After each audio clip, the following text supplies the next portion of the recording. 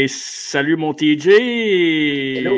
On est de retour pour la première entrevue de lutteurs québécois en 2023. On sait qu'on a eu vraiment beaucoup de lutteurs et de lutteuses sur le podcast l'année passée en 2022.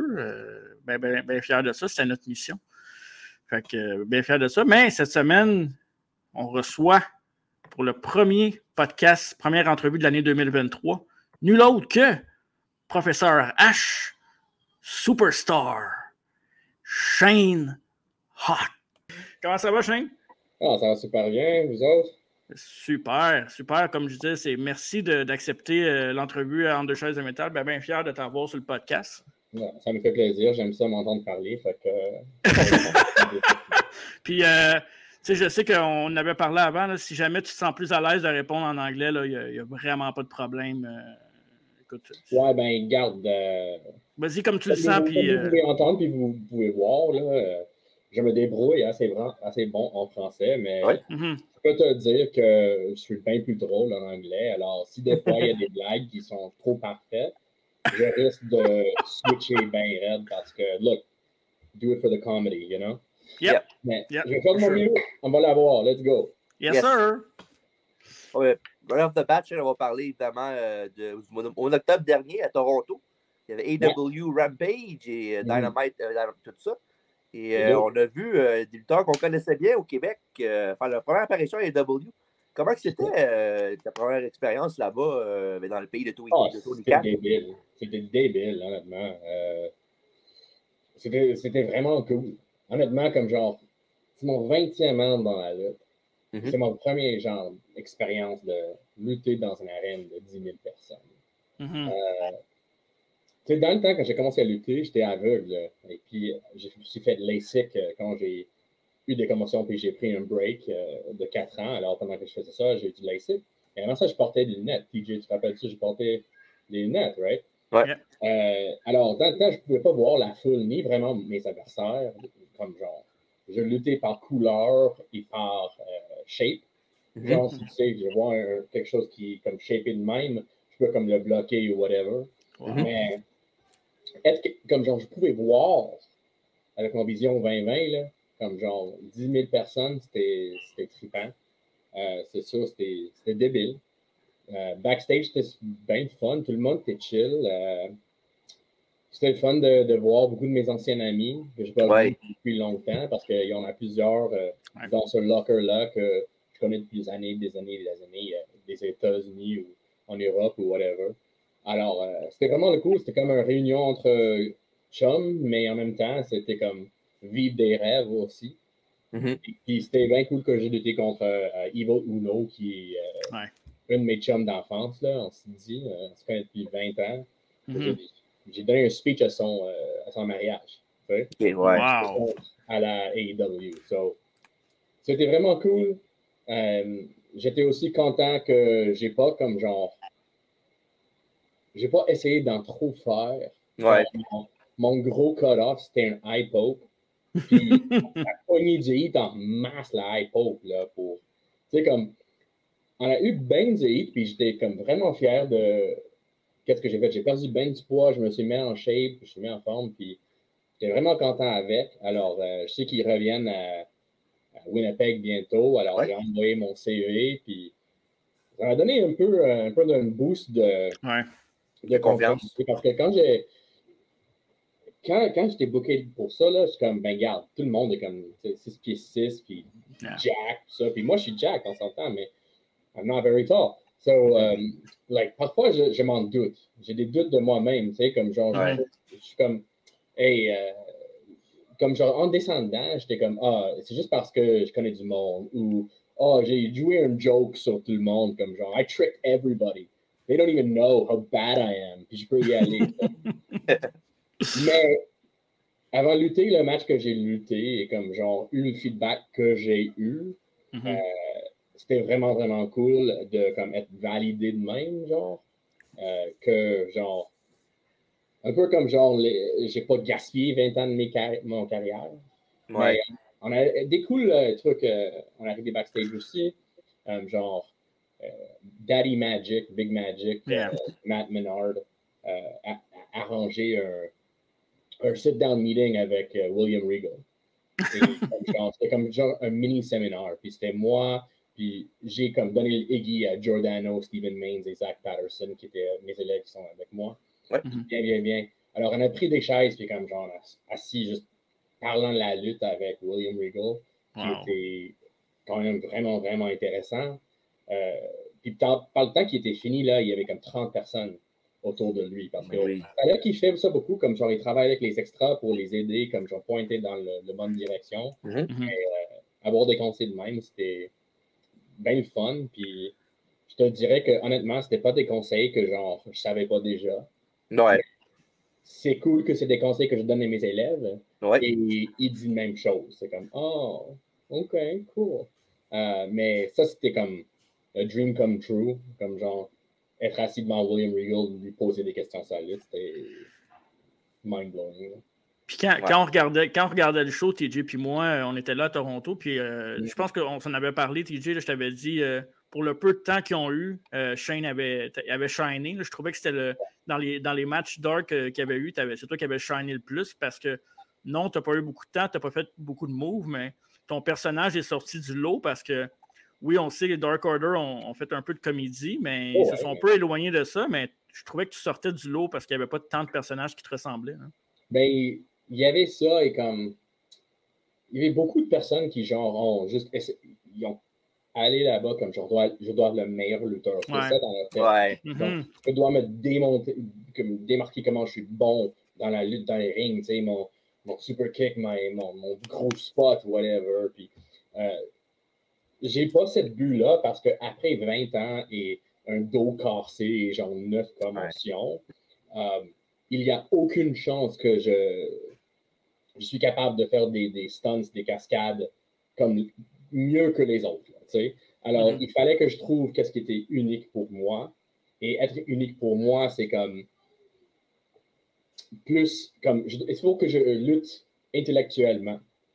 Alors, il faut vraiment connaître comment builder un match et en même temps, comme genre, communiquer avec le corps et pas juste avec la face. C'est comme, je pense que si j'étais pas dans ce phase de ma carrière, genre, parce que là, c'est ma 20e année, tu sais, peut-être je pourrais peut-être, genre, faire un brainbuster, quelque chose d'autre, tu sais. Mais quand ils m'ont préposé ça, ils m'ont demandé si j'avais comme un big strike ou quelque chose. Peux-tu comme lui knocker avec un big strike? C'était Luther, notre agent, by the way. Mais il a juste écouté Evil Uno, pour être honnête. mais il était bien chill, il était vraiment cool. Mais ils m'ont dit comme, mets ton big strike là, mets ton pump strike. J'ai dit non, je ne veux pas mettre un pump strike, je veux mettre un eye poke. Je vais aller entre tes jambes, je vais faire un eye poke. Parce que je pense que c'était le seul eye poke dans tout le long du gala, là. C'est vrai. Dark, mais comme Dark et Rampage et like, il n'y avait personne qui a fait ça. C'est juste le seul du eye poke. Alors, puis on a entendu la réaction de la foule qui était assez cool. C'est juste être différent. Et en souvent, on lutte. Genre, les lutteurs, ils luttent pour eux-mêmes, tu sais, comme pour faire de leur cool, whatever. Et moi, je suis plus comme basé sur qu'est-ce que la foule va vouloir. Comment est-ce que je peux comme trouver un trou, une niche où je peux me mettre dedans. Et je pense que ça, c'est une des grandes raisons que le monde aime ça me voir lutter. Parce que c'est jamais la même match que tu vas voir entre autres personnes. Et c'est pas pour bâcher le monde non plus. Pas du tout. C'est juste que je ne suis pas super high flying comme Pac. Je suis pas un body guy. Je suis pas très grand que ça. Comme je suis pas gros, pas grand. Mais et même comédie, comme je fais beaucoup de comédie, c'est sûr, mais je suis pas comme Danhausen ou Orange Cassidy. Non. Mais genre le côté old school vétéran, comme genre le Brainbuster des années 80, ça, on le voit pas trop souvent. On le voit parfois avec FTR. Il y a bien du monde qui le... Mais comme même eux, ils font beaucoup et ils sont capables d'avoir des matchs de comme 30 ou 35 minutes. Moi, je suis rendu vieux, là. Alors, je fais de mon mieux, mais I work smart, not hard. Je trouve que ça me rend une niche, là. Ça me donne une niche. tu parlais de comédie puis de ton genre de lutte. C'est quand dans ta carrière, est-ce que dès le début, tu as décidé que tu allais faire de la comédie? Puis c'est quoi le minding que tu avais? Puis tu t'es dit, OK, c'est mon personnage, ça va être basé, pas nécessairement juste la comédie, mais ça va être l'aspect principal de ton personnage? Ouais, ben,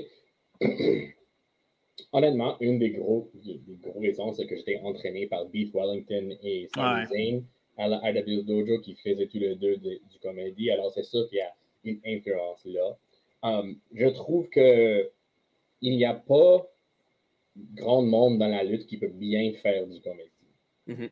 C'est quelque chose que je trouve que j'aime, puis quelque chose où je pense que je me démarque avec. Mon premier gimmick de lutte, c'était en 2004. Non, 2003. C'était The Red Romeo, Shane Hawk, et j'étais comme dans un boy band comme 3 Count. Wow. Moi, Velvet Jones et un dude Ace Jordan. Et on utilisait la lutte comme... Tu sais, comme Jeff Jarrett a utilisé le country la lutte pour être un country star, là. C'est la même affaire, mais avec comme un boy band, genre. J'avais toujours des personnages dans la lutte. Mais en même temps, comme genre, pour être clair, je suis entraîné en jiu-jitsu, en arts martiaux, je catch wrestling, I can shoot, brother, I can work. Ben oui, absolument. Mais ça étant dit, comme c'est plus fun pour moi, j'ai beaucoup de plaisir avec la comédie et il n'y a pas beaucoup de monde qui peut bien faire. Et moi, je trouve que je le fais bien et c'est une force que j'ai que peut-être les autres personnes n'ont pas. Alors, ça m'aide à démarquer. Exact. Ouais, je suis d'accord avec toi. Ouais. Et moi, quelque chose que j'ai remarqué ton parcours de carrière de lutte, puis j'ai trouvé ça intéressant qu'en 2007, tu étais faire des matchs à la Chikara. Oui. Puis tu étais avec le Fabulous Tree, je pense que c'est Mitch Ryder puis Larry Sweeney. Larry Sweeney, ain't no doubt about it. Ouais. Puis comme Sweet and Sour Inc., ça c'était Ring of Honor, c'était magique. Puis non, comment c'est arrivé que tu ailles là-bas? Je sais qu'évidemment, tu as dit que tu as commencé en 2003, fait que 2007, c'est pas longtemps après tes débuts. Fait que comment c'est arrivé que tu as l'opportunité pour aller là-bas? Alors, en effet, la ISW, Interspecies Wrestling, il faisait un show de Halloween, double header avec Shakara. Alors, moi, j'ai tourné 18 le 8 septembre, puis le show était comme genre le 12 octobre, quelque chose. Comme c'est genre un mois après que j'ai 18 ans. Mais il y a cette double show, puis sans dire qu'est-ce que j'ai fait sur le gala de ASW, j'ai lutté sur ASW dans l'après-midi, puis j'ai bien fait. Et plus tard dans la soirée, c'était Shikara à l'ECW Arena. Et quelqu'un a fait un no-show. Puis Mike Quackenbush m'avait vu lutter plus tôt dans la journée. Et il a booké moi contre Twiggy en singles. Et je pense que ça, c'est mon premier match là-bas, 2006, quelque chose de même. Mais c'était singles, moi contre Twiggy, on avait tous les deux. Ben, lui, il avait 19 parce que lui, il est 1 an plus âgé que moi. Mais moi, j'étais 18, genre 1 mois passe 18. J'ai lutté dans les ECW Arena, singles, no problem. Puis c'était vraiment cool. Alors, Quack a vraiment aimé mon style de lutte. Puis il m'a rebooké en mars contre un jeune homme qui faisait ses débuts en hors du Kentucky. Et son nom était Ricochet. Son premier match, name drop. Mais Ricochet, le premier match qu'il a eu en hors de Paducah, Kentucky, où il était né ou whatever, c'était contre moi. Et on a eu quand même un bon match. Les ropes, les cordes étaient mous, comme vraiment mous. Alors, c'était pas comme le meilleur match ever, mais c'était quand même bien. Et en ce même temps, Mitch Ryder est revenu à Shikara. Mitch Ryder qui était dans la WCW dans le temps, puis comme dans Smoky Mountain Wrestling, puis genre ça. Alors, ils nous ont mis tout ensemble en trio. On a eu des feuds avec Cesaro, Claudio Castagnoli. Mais en effet, on était comme, il y a un angle de Kings of Wrestling qui était Chris Hero, Fist, Max Boyer, Eric Cannon, moi, Chuck Taylor, Mitch Ryder, Larry Sweeney. Et on était Kings of Wrestling. Puis le storyline qu'il y avait pour le gala, c'est que pour prendre un match, comme nous avons tous eu un contrat secret, quelque chose qu'on voulait, puis c'était Claudio qui voulait tourner babyface, en fait. Alors, on a feudé avec, C'était quand même fun comme angle. Larry Sweeney a commencé à teamer avec Claudio Castagnoli comme Sweet and Swiss Incorporated. Mais finalement, c'était une ruse. It was a ruse. Et Larry Sweeney turned heel on him. Puis ensuite, on était avec Brody Lee. Il a comme changé son gimmick en trucker. C'était Mitch Ryder qui l'avait donné l'idée de devenir Big Rig Brody Lee. Parce qu'avant ça, il était The Right Stuff, Brody Lee. Okay. Il y avait des tassels. Il y avait comme des shorts avec des comme kick pad covers avec des tassels. Wow. Il faisait des flips. Puis il était mince de même. Alors, Mitch Ryder a suggéré qu'il change son gimmick. Alors, il a fait. Alors, on a été comme un autre trio. Il y a un match fameux de Chicago qui était Claudio Castagnoli contre Brody Lee dans une cage. Et je fais un run-in dans cette match-là. Et je me suis fait presque virer de Chicago pendant mon run-in parce que Claudio était vraiment spécifique avec moi. C'était ma faute. Okay? C'était ma faute. Okay. Claudio était vraiment spécifique avec moi. J'avais une chaîne dans la main. Un chain hawk, si tu veux. Puis, il voulait vraiment que je le mette dans mes tights. Ensuite, je commence à grimper le cage. Parce qu'il ne voulait pas que... Parce qu'il fallait qu'il me bite. Puis, il ne voulait pas être capable de, comme genre, prendre la chaîne en même temps. Alors, qu'est-ce que j'ai fait? Parce que j'étais vraiment peur de rater mon coup et comme de mess up, like just botch the run-in. Alors, j'ai couru au ring. J'ai commencé à grimper. J'ai rappelé qu'il fallait que je toque mon affaire. Alors, je l'ai fait. Alors, j'ai continué à grimper. Il était tellement fâché avec moi backstage. Oh my God! Claudio yelled at me. What's going on? Et Brody m'a pris de côté et était comme... Ne t'en fais pas, c'est correct, là, t'inquiète. Puis Claudio s'est excusé tout de suite. C'était vraiment comme... Ouais. Genre pas le fin du monde, là. C'était sur le moment, l'émotion. Exactement. L'adrénaline et l'émotion qui était dedans, c'était exactement ça. Mais je ne me suis pas fait virer là. Ça, c'était plus tard. Plus tard, ouais. Moi, il faut absolument que je te parle dans le fond, de l'école de lutte IWS parce que je sais que tu en prends une grande fierté. Puis, il y a beaucoup de monde qui en parle. Puis, si c'est pas la meilleure école au Canada de lutte IWS. Puis, j'aimerais ça savoir quand tu es rentré, premièrement, comme head coach, comment c'est arrivé l'opportunité de faire l'école de lutte IWS, en fait?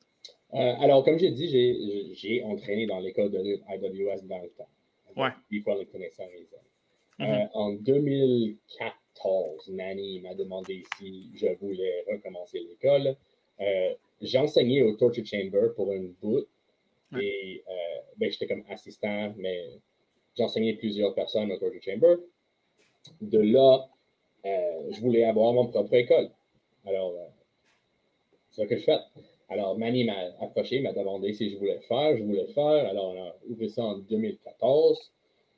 C'était à la salle. On a déménagé une couple de fois, mais là, on a une nouveau salle. Mon gym, il était vide. Les gars, là, c'est un dream gym. Là, je suis tellement fier de ça. C'est 23 000 pieds carrés. Il y a du chaleur à l'Internet. Oh boy! On a un ring de lutte, un ring de boxe. On a des tatamis de Jiu-Jitsu. On a un gym complet avec de l'équipement Westside Barbell que tu ne peux pas voir nulle part au Québec. C'est juste nous qui avons ces machines-là. Mm-hmm. Il y a un monolith qui est un squat rack robot, genre. Tu comme mets le bar, là, puis quelqu'un pèse dessus, puis comme genre les bras s'enlèvent, puis tu fais ton squat, puis tu le remets pour que, pas comme genre tu marchais un marché ou whatever. Mm-hmm. Le gym est vraiment cool. On a des leçons de boxe, il y a des cours pour des femmes, pour aerobics, des trucs de même. On va commencer bientôt à faire des tapings de match class et whatever, puis le mettre en ligne. Oh. Parce que c'est vraiment, vraiment cool comme endroit. Mm-hmm. Et l'énergie, je pense qu'une des raisons que le dojo IWS est tellement reconnu, c'est parce que, genre, il y a beaucoup de monde qui disent, tu sais, comme c'est comme une famille. Mm-hmm. Et j'ai haï dire ça parce que c'est comme des sectes qui disent ça, tu sais. Ouais. C'est cliché aussi, là, un peu. Ouais, mais en même temps, tu sais, genre tout le monde s'aide. Ouais. Tout le monde se supporte. Et c'est vraiment important. Et des personnes avec des mauvaises attitudes, je ne les laisse pas entraîner au dojo. Il y a un certain niveau de respect et professionnalisme que je veux dans ma maison, en fait. Et si tu n'es pas capable d'être juste une bonne personne, j'ai pas besoin de ton argent. Ouais. Parce qu'on s'entend que oui, l'argent est cool, mais j'ai un job en temps plein. Ouais. Je fais pas ça pour gagner ma vie. Je fais ça parce que j'adore la lutte. Ouais. J'aimerais un jour gagner ma vie avec, puis comme genre, c'est le but, c'est sûr. Mais présentement, non. Alors, j'ai pas besoin de prendre tout le monde. Genre, pour le prochain cours, j'ai dit 10 personnes. Puis c'est sûr qu'il va y avoir plus que 10 personnes qui veulent s'entraîner avec moi. Ouais. Mais il y a une capacité, puis je veux faire les choses d'une bonne manière. Ouais. Je ne suis pas juste là pour prendre l'argent du monde, comme genre, I care. Pour moi, c'est une passion, c'est quelque chose qui est sérieux. Alors, si tu viens à mon dojo et tu ne veux pas prendre ça sérieux, c'est pas un jugement, mais mon temps est pour la personne qui le prend sérieux. Alors, si tu prends l'espace de quelqu'un qui est comme vraiment sérieux et qui a une bonne attitude, je vais juste te dire merci, mais bye. Puis je pense que, genre, en tant que stratégie, ça marche. Ouais. Oui. Mes élèves du dojo, ils sont partout présentement.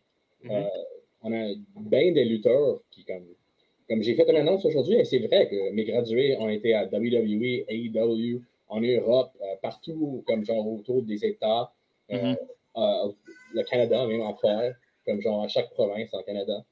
Je ne pense pas qu'il y ait une autre école au Québec, même au Canada. Je sais, non, pas au Canada, c'est pas vrai, mais au Québec, c'est sûr.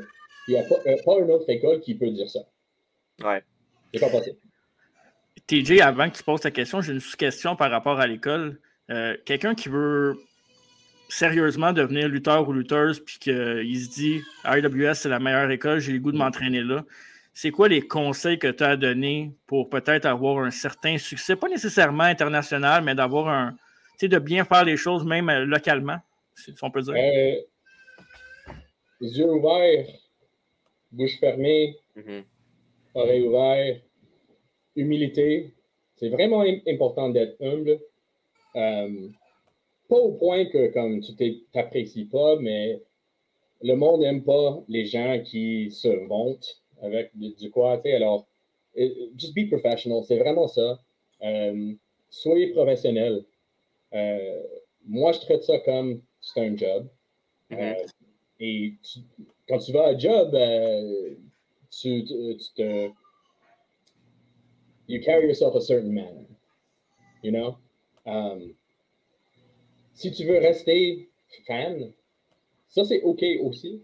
There's nothing wrong with that. You can be a fan, 100%.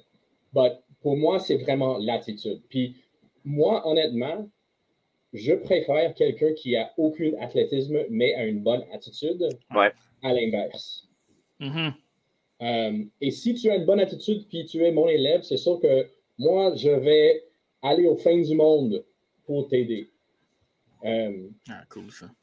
Parce que moi, je voulais ça quand j'étais dans l'école de lutte, tu sais. Comme genre, j'ai pris beaucoup de cours de lutte dans la vie, puis je voulais être le type de coach que je aurais voulu quand j'étais plus jeune. Ça fait du sens. Exact. Alors, si comme genre des conseils pour être dans la lutte, be nice to people. C'est vraiment ça. Juste soyez cool avec le monde. Ouais, puis c'est cool que tu aies cette attitude-là parce qu'il y a peut-être des gens qui sont. Tu sais, il y avait des écoles de lutte par le passé que peut-être que c'était pas la bonne façon, puis les gens ont peut-être peur d'aller dans ce milieu-là pour ça. Puis le fait que tu dises ce message-là, je pense que ça va peut-être encourager des gens qui ont peut-être plus de la crainte à part de la lutte. Tu sais, moi, je suis quelqu'un qui est vraiment conscient de santé mentale. Ouais. Je fais beaucoup de travail avec. Et moi, j'ai des problèmes de santé mentale. Tu sais, moi, je fais de l'anxiété, je fais tout. Je comprends. Mais ça ne m'arrête pas de vivre mes rêves. Puis ça ne doit pas arrêter d'autres mondes. On peut le faire ensemble. Exact. Puis évidemment, on parle d'école de lutte, évidemment, avec la AWS, mais il y a aussi les shows de la AWS qui ont pris une méchante amélioration en 2022 avec beaucoup d'invités spéciaux comme les Minoru Suzuki, les Jay White, puis j'en passe. Mais en 2023, on peut s'attendre à quoi? Ben oui, évidemment. On peut s'attendre à quoi pour 2023 pour la AWS? Ben, premièrement, nous avons IWS contre GCW qui s'en vient en mars à Montréal et au Toronto. C'est vraiment cool.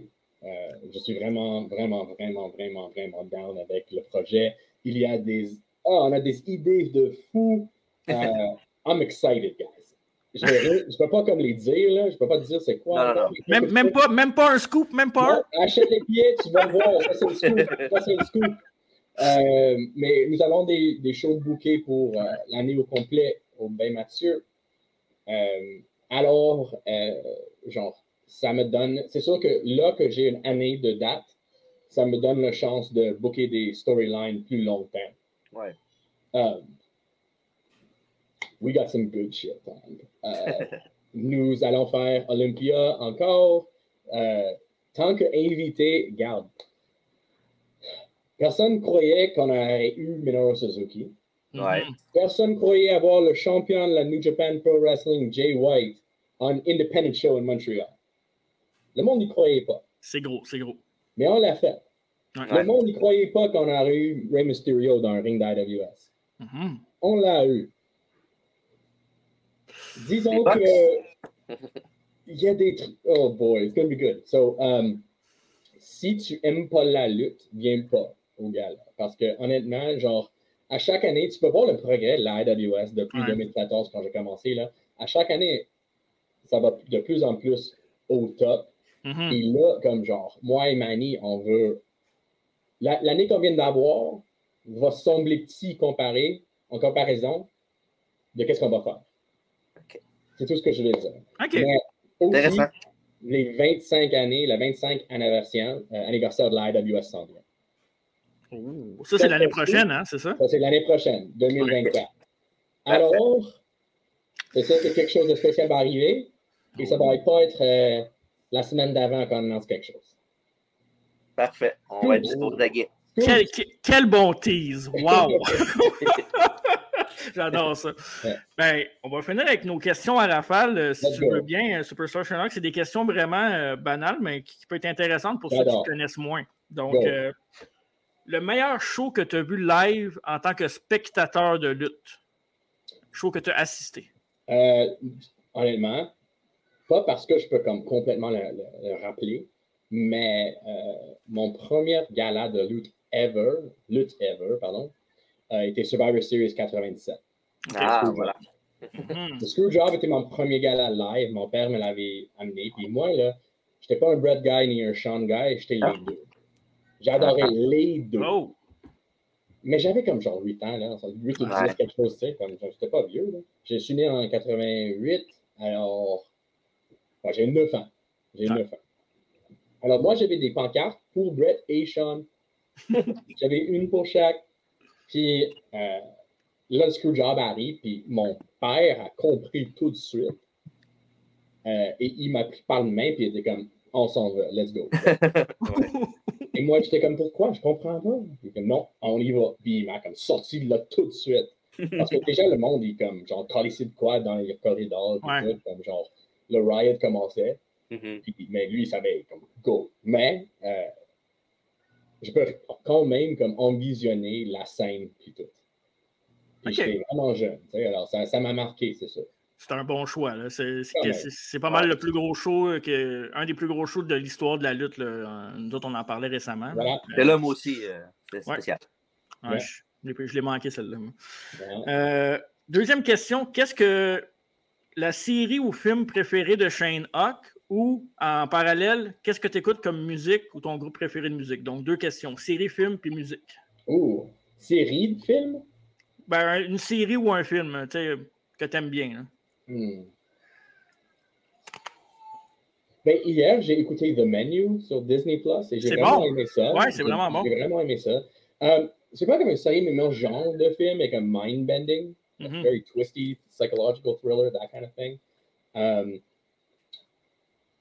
En risque d'être un incel un petit peu, mon film préféré, c'est Fight Club. Mais je comprends que l'auteur, l'écrivain, est gay et que c'est un satire sur comment, like, macho-ness, Mhm. comme genre vu de même, c'est beaucoup de fun. Mais j'aime beaucoup de Red Flag movies quand même. Genre, j'adore Pulp Fiction, j'adore American Ouais. Psycho, comme, je les aime toutes. Je comprends que, comme, sur Internet, c'est pas populaire, puis je vais me faire chier de gueule, mais whatever. Yeah. Série de films. Attends. Mais j'aime les Marvel movies aussi, parce que c'est juste des combats de lutte. C'est la même structure d'un combat de lutte, c'est juste shiny comeback, that's all it is. Good versus evil. Yeah. Mais c'est ça, c'est juste comme ça, mais avec des beaux costumes. Ben, ton costume, il n'est pas laid. Le mien? Ouais, tu dis des beaux costumes. Oui. Hein? Je vais avoir une mauve bientôt pour matcher Castle Production. J'ai hâte. Et voilà. Et voilà, Spoiler, yes! Yes! Groupe de musique.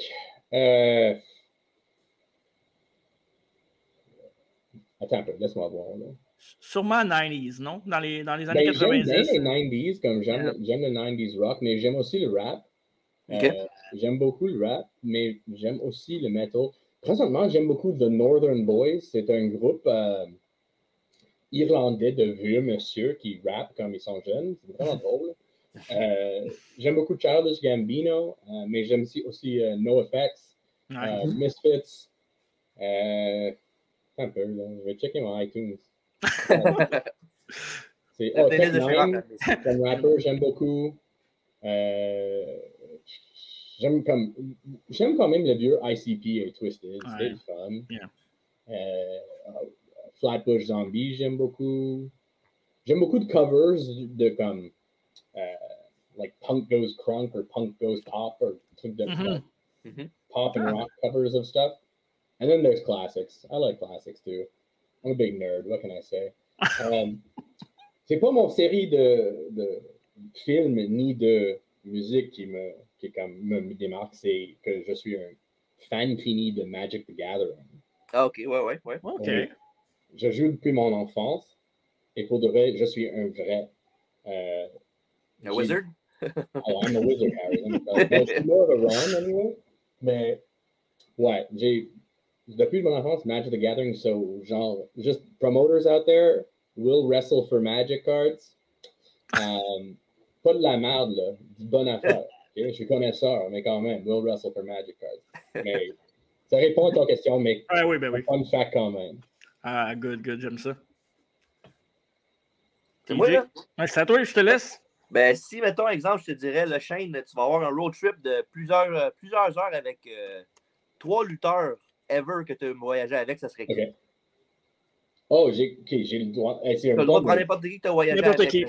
C'est un partner de voyage. Wow. Je sens qu'il y en a qui vont être déçus de ne pas être choisis. Oh, c'est sûr. Evil Uno, Player Uno. Okay. Parce qu'on a fait les routes beaucoup. Puis ça a bien été. Et Big Magic aussi. OK. Il en reste un. Ouais. Ou 4 quand même en valise, peut-être. Ouais, peut-être, ouais. Ouais, c'est vrai. Hein. Mais Casanova Productions, ça va bien, là, comme genre. On a fait beaucoup de voyages en avion ensemble déjà, et même dans le char, puis ça va excellent. Sexy Eddie, c'est quelqu'un que j'aime beaucoup être dans le char avec. Eddie Kingston est beaucoup de fun dans le char. Sexy Eddie, es-tu habillé quand il voyage dans le char ou il est juste malheureusement. Ouais, mais ça dépend sur la saison, honnêtement. OK. Ouais, ça doit être ça. Ouais. Tu sais, quand il fait fret, il n'y a pas assez pour lui couvrir. Ouais. Eddie Kingston, il est le fun. Bob the Animal Anger, super cool guy. Stu Corvus, de dans le temps, lui, j'ai adoré faire la route avec. Leon Saver, c'est mon boy. Pas Brian Kevin, c'est toujours le frère. Ah, j'adore Big Brian Kevin, mais ça fait longtemps qu'on ne s'est pas parlé. C'est vrai, c'est vrai. Et on se voit à des shows, on est cool ou whatever, c'est juste on n'est pas dans le même set. Ouais, c'est ça. Ouais. OK, ben, c'est déjà beaucoup. C'est bon, c'est un grand char quand même, c'est un van, là. Ouais, c'est une van, c'est ça. Quasiment un autobus, là. Exact. Écoute, Superstar Shane Hawk, Professeur H, merci beaucoup de ton temps. C'est très apprécié. On est vraiment contents. On voulait vraiment que tu sois le premier de 2023. C'était notre but Donc, lâche pas. Et surtout, bonne chance pour ton championnat par équipe contre Black Québécois à la AWS. Merci. Spoiler alert, I'm going to kick their asses. Tu veux un scoop? There you go. That's voilà. Mais dernier petit truc, mon Shane. Problem. Hein? Dernier petit truc, mon Shane. Mais on parlait de l'école de lutte tantôt. Avait situé où l'école de lutte, la nouvelle? Ah oui, c'est vrai. C'est à Montréal-Nord, 10640 Avenue Racette. Si quelqu'un veut me parler, il peut venir me parler sur Facebook, Andrew Stott, S-T-O-T-T, ou sur Instagram, Twitter. Là, j'ai TikTok même. C'est tout Superstar Hawk. At Superstar Hawk. Facile. Hawk avec un E à la fin. Viens me charger, envoie un message privé. On peut parler de la IWS, de l'école de lutte, si vous voulez me critiquer dans mes choix de musique ou de film. Je ne peux pas dire que je vais écouter. Mais perfect. Voyons. Et s'il vous plaît, check out IWS, à IWS Hardcore. Émission sur Fight Network à chaque vendredi à 8h. Tu peux la voir sur Bell. À IWS Hardcore sur Twitter, sur Facebook, sur Instagram. Partout. Tu as un trend, là? Et youtube.com/IWS Hardcore pour une tonne de contenu gratuit. Il y a bien des matchs là-bas. Puis on n'a pas beaucoup de views, mais on devrait. Il y a bien des lutteurs excellents là-dessus. Alors, je pense qu'on devrait. Puis c'est ça. Parfait. Right. Merci, Shane. Merci, Shane. Merci. À la prochaine. Salut. Ben oui. Ciao.